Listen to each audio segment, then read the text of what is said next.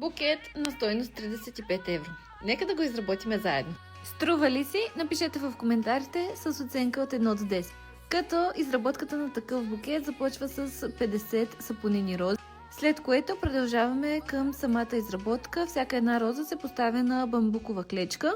Този процес продължава от 40 до 51 час изработка, в зависимост от това колко са розите.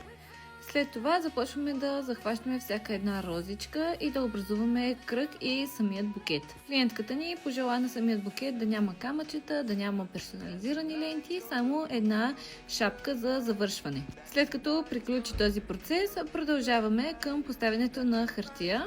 Хартията, която избра нашата клиентка, беше черна. Като цяло тя си хареса по изчистен вариант на самия букет. За финал изработваме една червена панделка и я поставяме в долната част на букета.